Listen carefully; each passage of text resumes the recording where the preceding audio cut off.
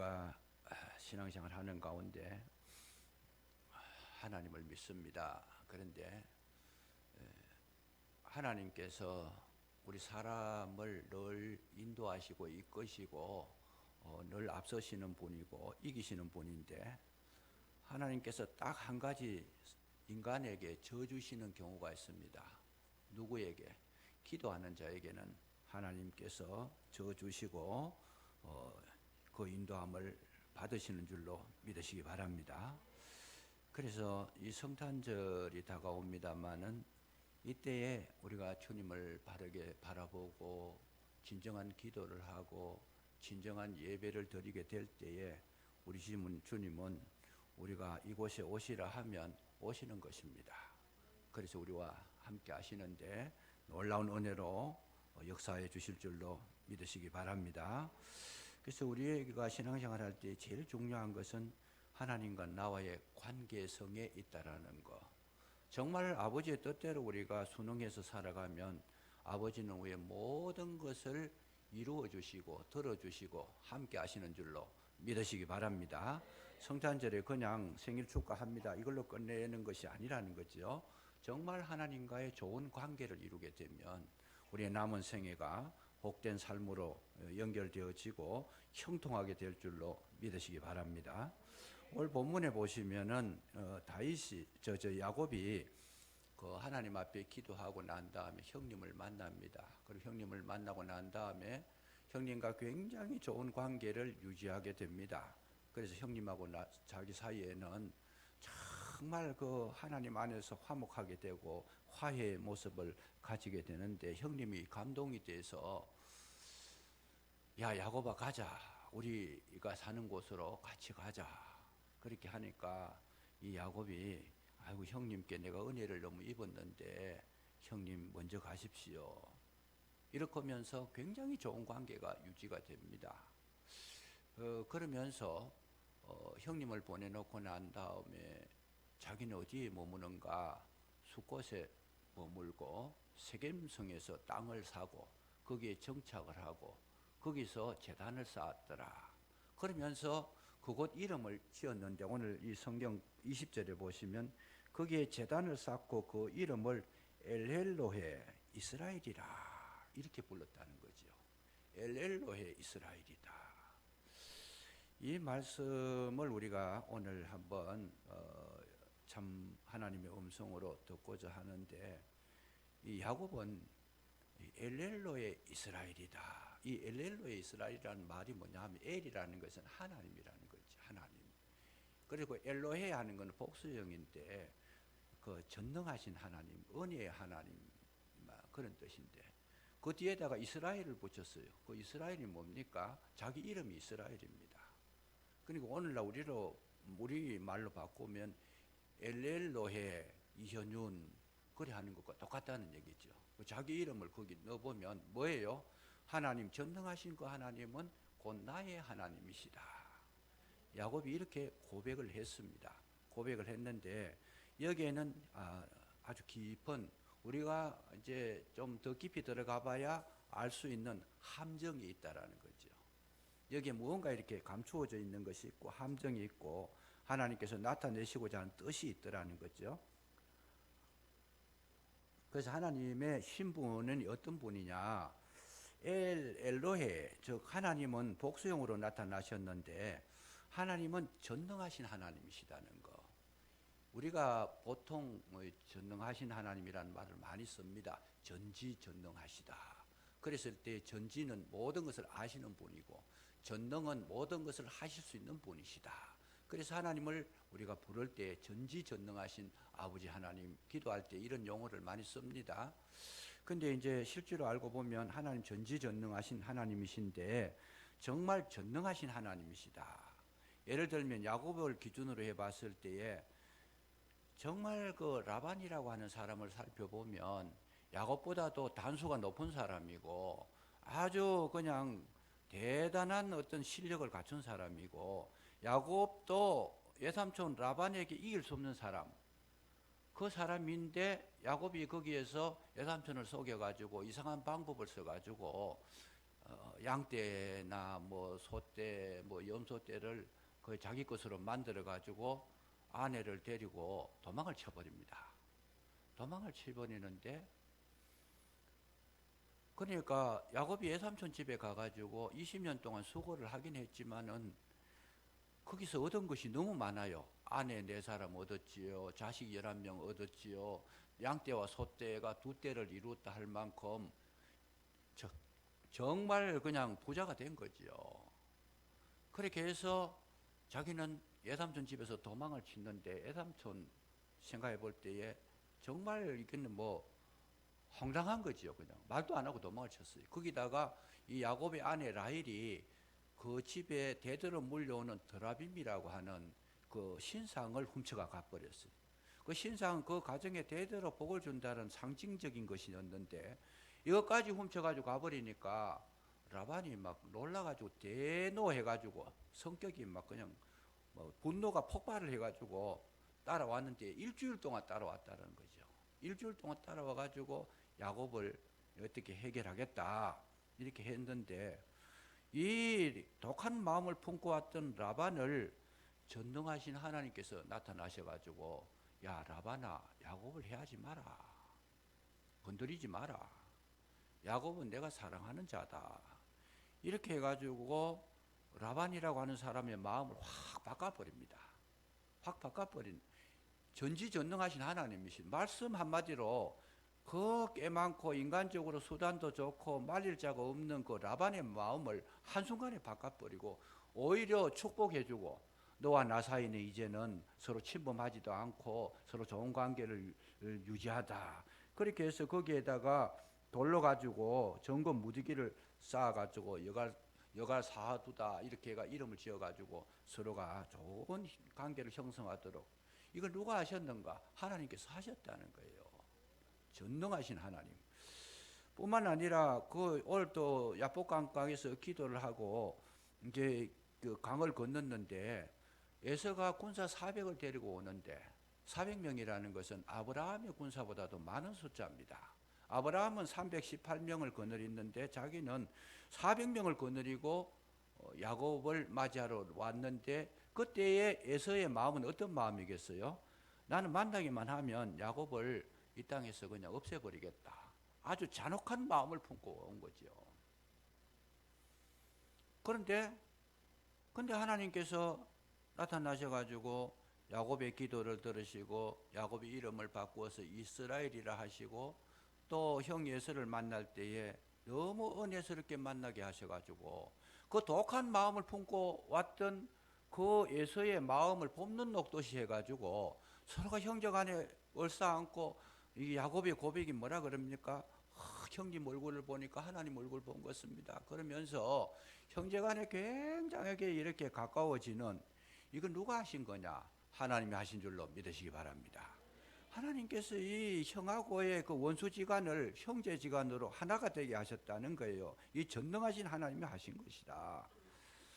뿐만 아니라 야곱 자신도 마찬가지입니다. 야곱 자신도 지금까지 자기가 살아온 거 제대로 성실하게 살았는데, 물론 일은 열심히 하고 자기 나름대로는 최선을 다해서 살았지만은 정말 인간적으로 살았던 삶이 아니었어요.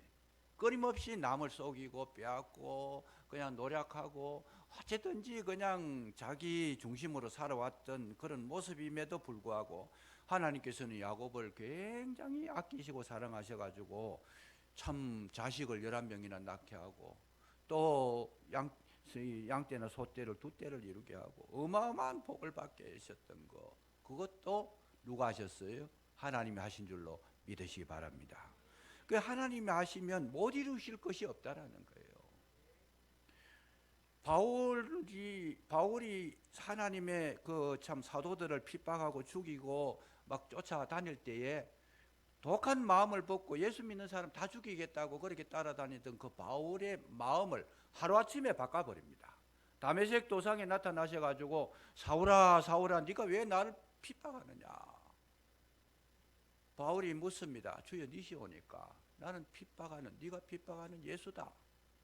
빛 가운데 나타나셔가지고 그렇게 말씀하시고, 그 빛이 너무 강렬해가지고 그 당시에는 사울이죠. 사울의 눈이 완전히 이렇게 소경이 돼버린 거죠. 그래서 아나니아를 준비시켜가지고 너 가서 안수받아라, 기도받아라, 회복이 됐습니다. 다메섹 도상에서 만났던 그 순간적인 그 만남을 통해 가지고 이 사울을 바꾸어서 바울이 되게 하셨다는 거죠. 이게 하나님의 전능성입니다. 아무리 독한 마음, 악한 마음을 품고 왔더라도 하나님께서 한 번만 나타나셔가지고 말씀하시니까 그 인생이 변화를 받게 되는 줄로 믿으시기 바랍니다. 그래서 어떤 분이 그런 이야기해요. 왜 바울에게 하나님 직접 나타나셨는가? 주님께서 저 사람은 바뀔 사람이 아니라는 거예요. 사람이 아무리 좋은 이야기를 하고 많은 호의를 베풀고 친절하게 대해주고 최선을 다해서 해도 저 사람은 바뀔 사람이 아니다. 그래서 사람이 상대할 사람이 아니니까 하나님께서 직접 나타나셔가지고 이 바울에게 그렇게 놀라운 그런 어떤 역사를 일으키신 것이다. 신학자 가운데 이렇게 해석하는 분이 있습니다. 그러니까 그렇게 완악하고 굳었던 마음, 철저하게 예수님을 배격하고 거기에 따라다니는 사람을 멸망시켰던 그 사람을 한순간에 바꿔버린다. 이게 뭡니까? 하나님은 전능하신 하나님이시다. 여러분, 수가성 여인 마찬가지입니다. 바뀔 사람이 아니잖아요.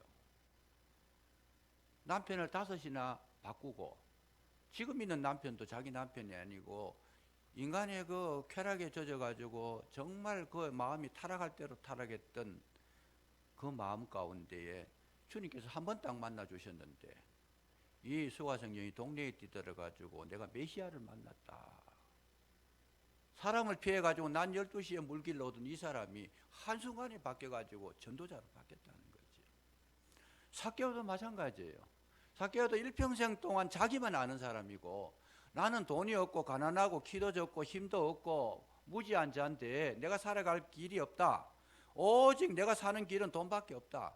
그래서 삭개오가 인생을 살아가는 목표가 뭐냐? 돈 모아야 되겠다 그 말이죠. 그러니까 돈 모으는데 아주 그냥 최선을 다해가지고 세리장이 된 거예요. 그 세리장은 하고 싶은 사람이 별로 없는 거예요 사실은. 왜냐하면 로마에 완전히 그냥 그 추종자가 돼가지고 이스라엘 사람들에게 세금을 거두는데 그 세금 거두는 것도 정상적으로 거두는 게 아니고 자기 마음 내키는 대로 그냥 가서 얼마다 이야기하면 그게 세금이에요. 그냥 고지서도 없이 당신 얼마 내야 된다. 이거 완전히 그냥 이스라엘 사람들이 얼마나 이 삭개오가 못된 짓을 많이 했던지 하루 지나다니면서 나 환자, 문둥병자 안 만나는 게 축복이고 삭개오 안 만나는 게 그날 복 있는 날이라고 이렇게 생각할 정도로 삭개오는 이스라엘 민족에 대해서는 적대자요 완전히 그냥 가시 같은 존재입니다. 근데 이 삭개오 어떻게 해요? 예수님이 한 번 딱 만나니까 완전히 새 사람이 됐더라는 거죠. 여러분, 이 놀라운 은혜가 오늘 저와 여러분에게도 임하시기를 주의 이름으로 축복합니다. 이게 주님의 전능성이라는 거예요. 전능성이다. 그래서 일단 아무리 인간적으로는 뭐 이 가능성이 없는 사람, 불가능하다. 저 사람은 변화받지 못한다. 안 되는 사람이다. 그렇게 결론이 났더라도 주님이 임하시면 사람은 못하지만은 주님은 하실 수 있는 줄로 믿으시기 바랍니다. 이 전능성이라는 거죠. 그래서 어쨌든 우리는 뭘 연구해야 돼? 주님을 만나기를 여러분 간절히 소망하고 열심으로 주를 찾고 부르짖으면 주님은 뭐라 그랬습니까? 전심으로 찾고 찾는 자를 내가 만나리라. 만나 주시는 줄로 믿으시기 바랍니다. 우리가 기도할 때 하나님은 힘을 잃어버리고 기도한 대로 저 주시는 하나님. 야곱에게 저 주셔서 정말 이름까지 바꿔주시는 그 하나님은 오늘 저와 여러분이 섬기는 전능하신 하나님이신 줄로 믿으시기 바랍니다. 근데 여기까지는 너무 좋았어요. 너무 좋았는데 여기서부터 이제 문제가 발생하는 거예요. 어떤 문제가? 이 야곱이 이름을 지었는데 거기에 세겜에 가가지고 땅을 샀다라는 거예요. 땅을 샀다라는 것은 거기서 정착하겠다는 거예요. 이제 여기서 살겠다, 정착하겠다. 그리고 제단을 쌓고 예배를 드렸다. 그 예배를 드리면서 거기에서 이름을 뭐라고 불러요? 제단을 쌓고 그 이름을 엘엘로헤 이스라엘이다. 하나님, 전능하신 그 하나님은 나의 하나님이다. 이렇게 이름을 지었다는 거예요. 그랬을 때 이제 문제가 심각하게 이제 변질이 돼 버린다는 거죠. 이 전능하신 하나님이 자기 하나님인 것은 맞는 말이지요. 맞는 말인데 이게 뭐가 문제가 됐느냐? 지금 야곱이 전능하신 하나님을 경험했어요. 외삼촌 라반도 말려주셨고 형 에서도 싸움을 이렇게 중간에서 화해를 시켜가지고 끝나게 하셨고 엄청난 복을 받았는데, 그러다 보니까 야곱의 입에서 뭐라 그래요? 엘렐로의 이스라엘이다. 하나님은 나의 하나님이다. 이거를 그냥 제단을 쌓고 그 이름을 그렇게 붙였다고 했을 때에 심각한 문제가 발생했다라는 거죠. 이 어떤 문제냐? 지금 야곱이 원래 하나님 앞에 은혜를 받았던 장소가 어디입니까? 베델이라는 거예요. 베델로 올라가라. 베델에 가서 제단을 쌓고 베델에서 하나님을 섬기고 베델에서 하나님과 참 예배를 드리면서 거기에서 교제를 나누어야 되는데 베델에 가지 않고 어디에? 세겜에. 왜? 세겜은 살기 좋은 곳이고 편안한 곳이고 자유가 있는 곳이고 자기 마음대로 할 수 있는 곳이고 형님하고도 거리가 떨어져 있고 외삼촌하고도 거리가 떨어져 있고 완전히 해방된 곳이 어디냐 하면 여기에 세겜이라는 거예요. 만만한 땅이라는 거죠. 거기다가 제단을 쌓아놓고 엘렐로헤 이스라엘이라 이렇게 했으니까 이게 무슨 문제가 나온 거예요 지금? 하나님은 내가 어떻게 하든지 무슨 일을 하든지 어디에 있든지 하나님은 항상 나의 하나님이 되신다, 이렇게 생각을 했다라는 거예요. 무슨 문제예요? 엘렐로헤 이스라엘이 정상적으로 되려 그러면 어디 가서 제단을 쌓아야 됩니까? 베델에 가서 제단을 쌓아야 돼요. 하나님과 약속한 장소에 가서 제단을 쌓아야 되는데 자기 마음대로 해놔놓고 엘렐로의 이스라엘이다 이렇게 이야기하게 됐을 때 이거는 뭡니까? 다른 말로 바꾸면 하나님은 내가 아무 따나 해도 하나님은 항상 내 편이시다, 항상 나를 붙들어 주신다, 항상 나를 지켜주신다, 항상 나를 보호하신다, 하나님은 언제나 나의 하나님이시다, 뭐 이런 걸 가지고 계속 자기 주장을 하게 되면 엘헬로의 이스라엘은 굉장히 복된 것이지만은 뭡니까? 굉장히 심각하게 된 거예요. 우리가 이거를 발견하지 못했을 때에 우리는 하나님께 받은 은혜가 너무 크다 하지만은 그것이 잘못된 방향으로 뻗어나가면 그것은 화근이 되고 엄청난 실수가 될 수 있다는 거죠. 대부분이 이런 분들이 어떤 분이냐? 신앙생활 잘하던 분이에요. 많은 체험을 하신 분이에요. 그리고 기도의 능력을 경험하신 분이에요. 한번 비침을 받고 선한 것을, 그 능력을 경험하고 정말 신비한 세계를 보았던 사람들 가운데에 일어나는 현상 중에 하나가 하나님은 내 하나님이다. 과거에 어떤 교회에서 제가 신앙생활 할 때에 그런 분이 한 분 계셨어요. 기도를 하면 꼭 보면 하나님은 내 하나님, 나의 하나님 막 이렇게 해요. 그냥 나쁜 건 아니에요. 근데 이분이 뭘 주장하느냐 하면 자기는 일반 사람하고 보통 사람하고 차별이 있다는 거예요. 특별히 자기를 사랑한다는 거예요. 자기 중심적으로 그 말을 한 거예요. 그냥. 그래서 제가 예배 드릴 때나 우리 교회에서 기도하실 때 항상 우리의 예배를 내가 그거를 강조하는 이유가 있어요. 자기만을 돋보이게 하고 자기 중심적으로 자기의 경험, 자기의 위대성, 자기의 의, 자기 자랑을 드러내는 엘렐로의 이스라엘이 돼버리면 심각하게 돼버린다는 거예요. 그게. 그 많은 체험을 했던, 그 많은 은혜를 경험했던 그 모든 것이 하루아침에 그것은 자기에게 해악이 돼버린다는 거예요. 이거를 우리가 참 너무 이것이 참 빠지기 쉬운 함정이기 때문에 많은 분들이 여기에서 헤어나오지를 못하고 있습니다. 그래서 거기서 보니까 내 하나님, 나의 하나님, 그런데 항상 이분이 기도할 때 내 하나님이라고 기도해요. 그냥. 그래서 제가 일반적으로 들으면 그걸 캐치를 못합니다. 잘. 내 하나님이라고 하는데 뭐가 나빠요? 좋은 거지요. 그런데 제가 영적인 감각을 가지고 그 기도를 들어봤을 때는 저분은 굉장히 위험한 분이다. 교회 중직자예요. 기도를 엄청 많이 하는 분이에요. 그래서 아무도 따라갈 수가 없어. 그분의 신앙은. 근데 그렇게 기도를 하는데, 기도할 때마다 그렇게 기도를 하는데, 이거는 아닌데, 위험한데, 도가 넘었는데, 제가 그 기도를 들으면서 계속 그렇게 했는데, 중요한 거는 그 과정에 문제가, 심각한 문제가 있었는데 안 풀려요. 그게 저한테 물어요. 목사님 왜 안 풀립니까? 내가 기도를 그만큼 했는데 안 풀립니까?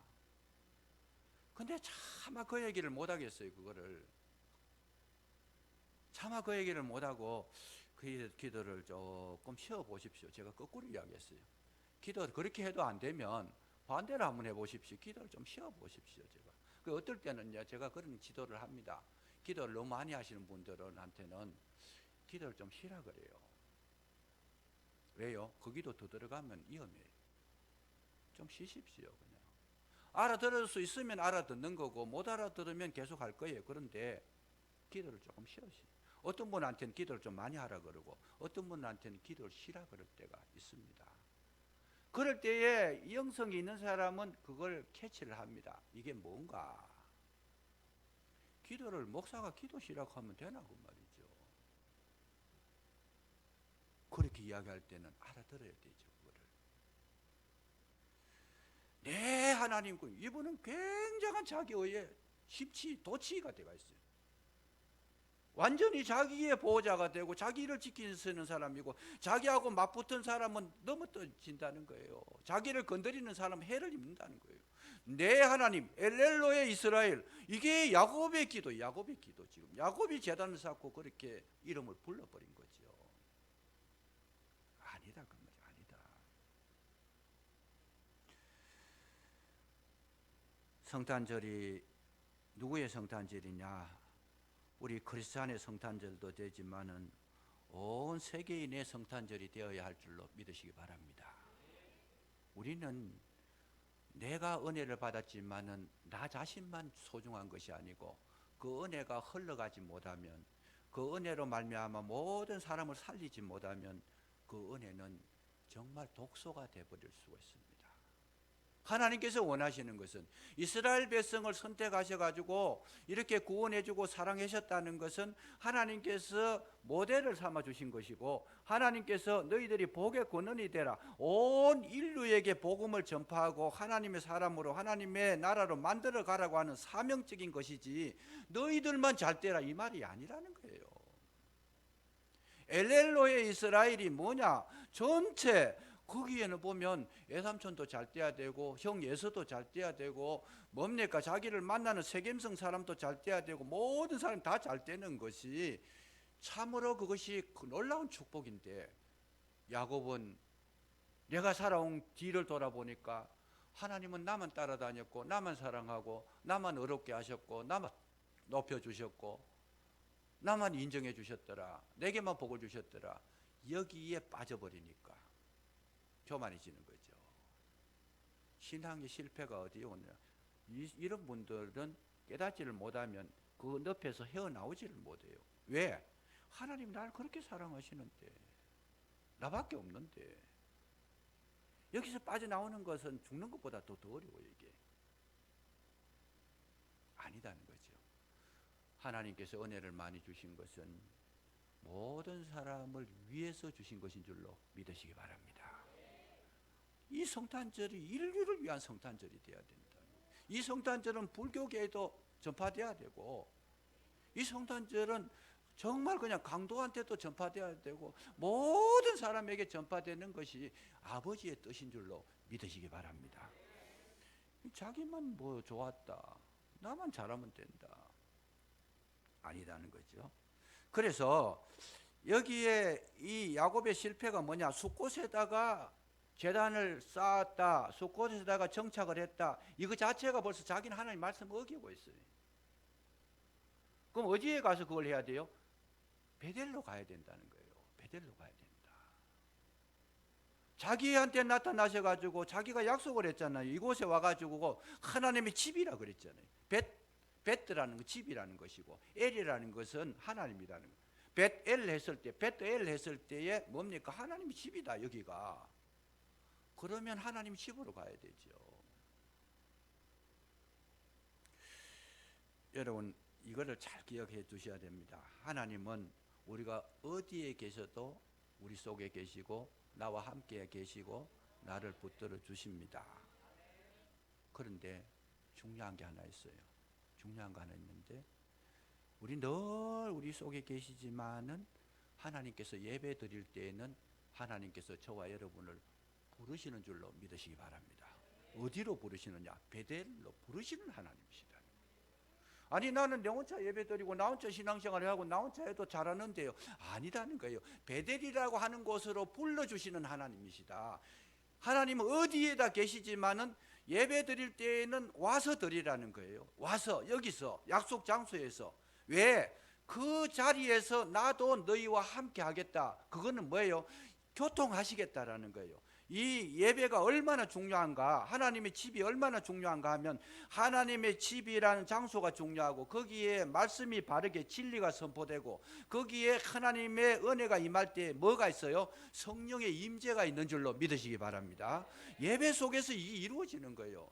정말 제대로 교회에서 진리가 선포되면 그 속에 성령의 역사가 있다라는 거예요. 여러분 지식만 가지고 사람이 안 바뀌어요. 자기의 선한 마음만 가지고 사람이 안 바뀌어요.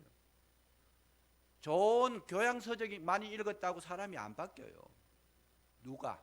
성령이 임하셔야 된다는 거예요. 근데 성령이 어디에 임하시느냐? 하나님이 약속하신 그 부름의 장소, 진리가 선포되는 곳에 왜 하나님께서 그냥 내가 성경 읽어도 되는데 왜 주의 종을 세워가지고 말씀을 전파하게 하고 설교를 하게 하느냐?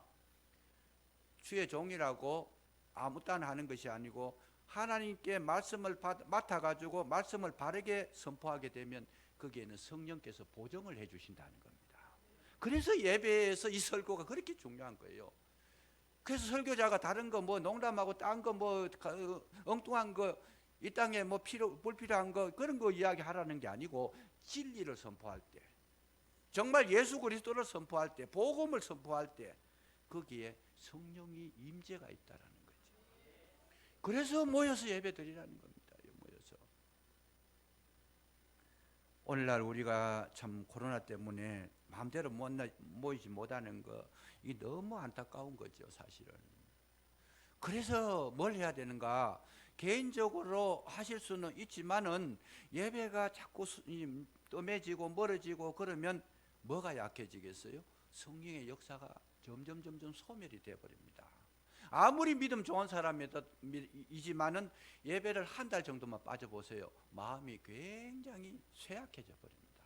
자기도 알게 모르게. 그래서 우리는 이 세상에 살아가면서 꼭 드려야 될 기도가 있는데 그게 뭐냐면 심령의 강건함을 위해서 기도하시고 육신의 건강도 위해서 기도한다. 두 가지가 건강해야지 여러분 하나님을 섬길 수 있고 영광을 나타낼 수 있다는 건데 성령의 역사가 없으면 심령의 강건함이 없어져 버립니다. 심령의 강건함이 없으면 어떤 현상이 나오느냐? 모든 걸 바라봤을 때 은혜가 되지 않아요. 불평이 많아지고 불만이 많아지고 문제가 생기고 마음이 낙심이 되고 회의감이 들고 믿음이 떨어져 버리는 거예요. 심령이 강건하게 되면 모든 것을 은혜로 품을 수 있는데 은혜가 떨어져 버리니까 뭘로 봐요? 인간적으로 보는 거예요. 내한테 잘해주는 사람은 고마운 사람이고 내한테 못하는 사람은 미운 사람이고 이거는 인간적인 생각이잖아요. 은혜가 충만하면 모든 사람을 다 긍휼히 볼 수 있는 여러분 영안이 열려지는 줄로 믿으시기 바랍니다. 문제가 없어요. 그러면 심령이 허약하니까 문제가 생긴 거예요. 아니 나도 지금 뭐 기쁨이 없는데 다른 사람이 나한테 좀 이렇게 싫은 소리 좀 하면 얼마나 기분 나쁘겠어요. 그게. 그는 내가 은혜가 충만하면 싫은 소리를 해도 아 저분이 약해서 그렇구나. 지금 살기가 어려운 것 같구나. 심령이 은혜가 떨어졌구나. 이해가 되잖아요. 이해가 되면 얼마든지 관계가 회복될 수 있는데 이게 안 되고 딱 인간적으로 생각해 보면 내가 말이 뭐 잘못했는데 이런 식으로 나오는 거죠. 그러니까 아무리 가까운 사이라도 오해가 생겨버려요. 그게는. 그래서 우리가 늘 기도해야 될 것이 뭐냐? 심령의 강건함. 이거는 누가 주느냐? 성령이 주시는 것이다. 은혜 속에 강건하시기를 주의 이름으로 축복합니다. 바울이 그 얘기를 하잖아요. 너희가 은혜 속에 강건해라. 강해라 그 말이죠. 은혜에 강해라. 그래서 은혜 강하게 되면 어떤 현상이 나오나? 육체도 강해지는 거죠. 건강해진다는 거예요. 왜? 모든 우리의 질병의 원인이 물론 세균이고 뭐 여러 가지 요소가 있겠지만은 가장 근본적인 것은 심령이 쇠약할 때 온다라는 거예요. 내 마음에 원망하고 불평하고 막 마음에 괴로움이 있고 미움이 있고 원수가 생깁니다. 거기서 문제가 생긴다는 거예요. 어떤 주부가 갑자기 이 병이 생겼는데 어떤 병이 생겼는가 하면 오른팔이 마비가 돼버렸다는 거예요. 이게 마비가 펴지지도 않고 오그라들지도 않고 딱 이렇게 해가지고 마비가 돼가지고 항상 이렇게 하고 다니는데 병원에 가서 검사를 해봤어. 이게 뭐냐? 그러니까 이 정형외과에 가서 사진도 찍어보고 모든 걸 해보니까 근육도 이상이 없고 신경도 이상이 없고 뼈도 이상이 없고 아무것도 이상이 없다라는 거예요. 그냥. 아니 근데 이거 왜 이렇습니까? 의사 선생님이 나도 모르겠습니다. 아무리 치료해도 여기 어디서나 가 있는 거예요. 그냥 하다 안 되니까 의사 선생님이 권유하기를 저기에 그 심리를 이제 병원에 심리 상담학과가 있는데 그쪽으로 한번 가보십시오. 그래서 심리 상담학과의 교수님이 그분을 또 보더니 병원에 치료를 다 받고 검사를 다 해도 아무 이상 없다 그래서 왔는데 이거 왜 이랬습니까? 그래 물어보니까 이제 질문을 하기를 시작하는데 상황을 이제 다 듣습니다. 그 소견을 다 들어보니까 이분이 뭘 했는가 하면 자기 시어머니가 그렇게 보기 싫은 거예요. 시어머니가 너무 보기 싫어가지고 자기가 시어머니를 만나면 그냥 한테 집 받고 싶어가지고 손이 저절로 올라온다는 거예요. 근데 때리지는 뭐하고. 그러니까 이게 어느 날 갑자기 그 미움이 거기에 달해버리니까 이게 올라오기는 왔는데 내려가지도 않고 딱 멈춰버리더라는 거예요. 그거는 뭐예요? 마음이 지금 그렇게 돼버린 거예요. 풀리질 않고 있다는 마음이 풀리지 않고 이게 딱 굳어가지고 이게 작동을 안 하는 거잖아요. 그래서 이 상담하는 교수님이 그 문제를 시어머니를 용서하십시오. 이해하십시오. 그 마음을 해결해야 되지. 이건 안 됩니다. 그러면서 거기에 대한 설득을 하고 좋은 말씀을 이렇게 가르쳐주고 자꾸 이렇게 심령을 치료해 버리니까 어느 날 자기도 모르게 이게 왔다 갔다 하더라고요. 자동적으로. 어느 날 하루 아침에 자고 나니까 팔이 펴지고 마음이 풀려지니까. 여러분 우리가 정말 병원에서 치료하지 못할 병이 생겼다면 이거는 심령의 문제가 생긴 줄로 믿으시기 바랍니다. 왜 그러냐? 모든 병의 근원이 마음에서 온다라는 거죠. 실정적으로 보여준 거예요. 그러면 병균이 들어와서 우리 침범했다. 그건 뭐예요? 마음이 약해졌을 때에 세균이 들어온다는 거잖아요. 우리의 몸에 하루에도 암세포가 수백 개씩 지나가는데 면역체계가 약해지면 그거 걸리는 거예요. 심령이 약해지면 면역체계가 기능을 못해요. 그러면 걸리는 거예요. 그냥. 그래서 우리가 항상 건강하게 사시려면 뭐 기도해야 돼요? 심령에는 강건함이 있고 영혼에는 심령에는 강건함이 있고 육체에는 건강이 있도록 여러분 기도하시면 축복이 될 줄로 믿으시기 바랍니다. 참 중요한 거예요. 그냥. 그래서 우리는 항상 뭐 해야 되느냐? 하나님 앞에 섰을 때에 하나님의 말씀에 따라 가지고 성령의 능력을 힘입게 되면 여러분 막혔던 담도 무너지게 되고 굳었던 팔도 펴지게 될 줄로 믿으시기 바랍니다. 말씀 속에서 해결을 하는 거예요. 이게 성령이 임하시면. 그래서 오늘날 우리가 뭘 해야 되느냐? 하나님의 말씀에 순종해서 그곳에서 하나님의 음성을 들을 때에 모든 우리에게 당한 어려움들이 나도 모르게 해결될 줄로 믿으시기 바랍니다. 이게 은혜라는 거예요. 이게 맨날 자기 마음대로 다 하면서 하나님 도와주십시오 이게 아니고 은혜를 입으면 성령의 역사를 경험하면 하나님 말씀에 순종을 하면 만사가 형통하게 되는데 이걸 뭐라 그래요? 나의 갈 길 다가도록 예수 인도하시니 무슨 일을 만나든지 만사 형통하리라. 저는 그 찬송을 그렇게 좋아하는 이유가 있습니다. 정말 하나님께서 함께 하시니까 막힐 때가 와서 막혔더라도 하나님은 뚫어주시고 또 막힐 쯤이 되면 알게 해주셔가지고 그걸 피하게 해주시고 만사 형통할 수밖에 없다라는 거죠. 축복이 되더라는 거. 이거를 우리가 꼭 기억해 주시기를 바라고 물론 요즘 인터넷 예배 인간적인 그런 편의적인 예배가 있지만은 그러나 그 예배도 뭐 나보다는 이야기가 아니고 그 예배보다는 정말 모여서 너희들이 두세 사람이 있는 그곳에 나도 거기에 있겠다라고 말씀하신 그 은혜를 여러분 경험하시기를 주의 이름으로 축복합니다. 뿐만 아니라 우리가 더 중요한 것은 뭐냐? 야곱은 자신이 전혀 변화되지 않았어요. 전혀. 지금 이름은 바뀌었어요. 야곱에서 이스라엘로 바뀌었는데 이름만 바뀌었지 자기는 안 바뀐 거예요. 왜 그걸 알 수 있느냐? 아니 이름만 바뀌었지 이스라엘이라고 하는 하나님과 겨루어서 이겼다고 하는 그 놀라운 것은 뭡니까? 바로 야곱이 자기와 싸워서 이겼다는 거예요. 그 뜻이 내가 나와 싸워서 이겼다. 우리가 이 땅에서 살아갈 때에 하나님과 겨루어 이겼다는 그 뜻을 해석을 잘 하셔야 되는데 그게 뭐냐? 내가 남편하고 싸워서 내가 이겼다 그 말이에요. 그건 뭐예요? 내가 남편한테 졌다 그 말이죠.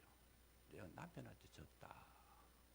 그러니까 아내가 남편하고 싸워가지고 계속 이기려고 하는 거기에서는 은혜와 평안이 없습니다. 그거는 뭐예요? 남편한테 진짜 이기는 거는 지는 거예요. 내가 지는 것이다. 하나님의 사자가 왜 싸움에서 졌다라는 표현을 해요? 하나님이 왜 지겠어요? 아니라는 거예요. 그게 지는 것이 이기는 것인 줄로 믿으시기 바랍니다. 아내하고 싸워가지고 져야 돼요. 져야 돼요. 여러분 부모님하고도 싸우고 친구하고도 이웃 동료하고도 직장 상사하고도 내 환도뼈가 꺾여지는 것이 축복이라는 거죠.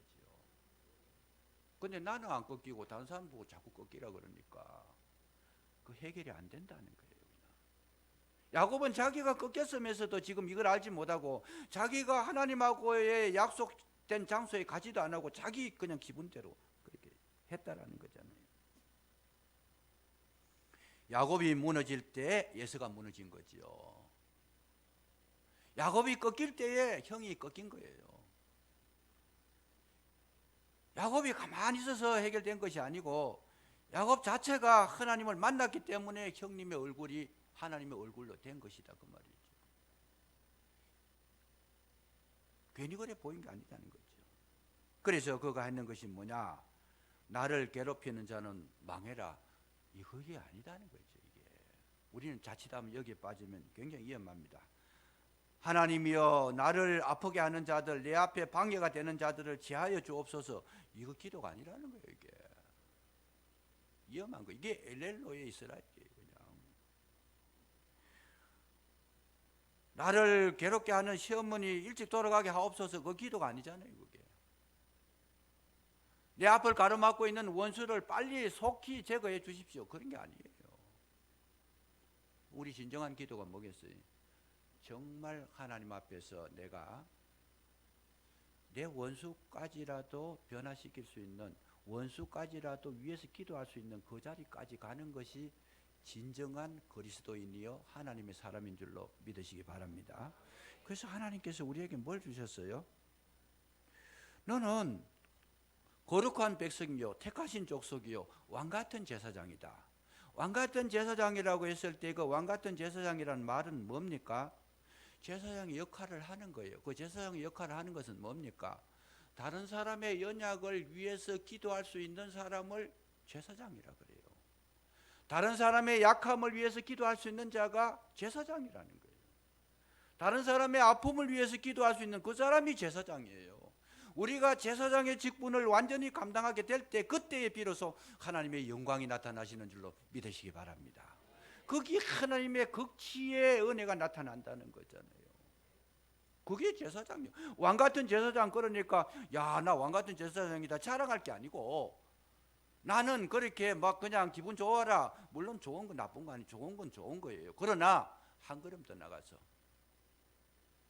모든 사람을 내 어깨에 메고 그들의 실수와 연약과 범죄함을 그의 나약함을 위해서 내가 참 아버지 앞에 제사장처럼 어깨에 메고 아버지 앞에 나가는 것, 그것이 누구예요? 제사장이고 예수님은 대제사장이라 모든 인류의 죄를 어깨에 메고 나가셨으므로 대제사장이라는 거예요. 그럼 예수님은 대제사장이고 저와 여러분은 뭐예요? 왕같은 제사장인데 왕이 되려고 그러면 몇 명을 이사야서 보니까 1000명은 적어도 1000명을 위해서는 기도해야 됩니다. 1000명의 연약을 위해서 기도할 수 있는 사람이 왕 같은 제사장이라는 거지. 그러니까 이제 기도를 하면 뭐예요? 우리 성도님들 위해서 다 기도하고 내 속한 사람 위해서 기도하고 국가를 위해서도 기도하고 모든 인류를 위해서도 연약한 자들 위해서도 막 난리와 소문이 듣고 어려움을 겪는 자들 위해서도 막 그냥 쓰나미를 만난 자를 위해서도 그렇게 기도하는 자가 왕 같은 제사장이라는 거죠. 내 본전만 빼고 나만 잘 되면 된다. 이게 엘렐로헤 이스라엘이라는 거예요. 야곱은 전혀 하나님의 은혜를 거꾸로 해석한 거예요. 이런 분들이 많이 계시면 그 공동체는 깨져버립니다. 이런 분들이 많이 계시면 거기에는 굉장한 그런 문제가 발생할 수 있고 성령의 역사가 사라져버립니다. 진짜 은혜 있는 곳은 뭐냐? 제사장이 많은 곳이다. 제사장이 많은 곳에 하나님의 영광이 나타나고 거기에 만사 형통함이 있을 줄로 믿으시기 바랍니다. 우리 옆에 분하고 인사를 아주 그냥 진지하게 한번 하십시다. 왕같은 제사장이 되십시다. 3번 앞뒤 좌우로 3번 하십시다.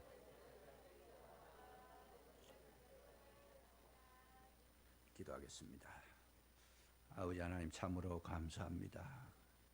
주님 이 땅에 오신 날이 참으로 우리에게 진정으로 복이 되게 하시고 모든 인류의 복이 되게 하시고 우리의 이웃의 연약한 자들에게도 복이 되게 하시고 믿는 자에게도 복이 되지만은 불신자들에게도 복이 되게 하셔서 저들이 회개하고 주님 앞으로 올라오게 해주시기를 간절히 기도하고 원합니다.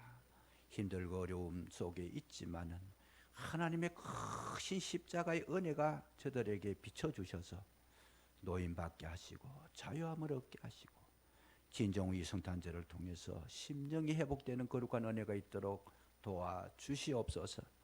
예수님 이름으로 감사기도 드리옵나이다. 아멘. 뜻을 행하시면서 우리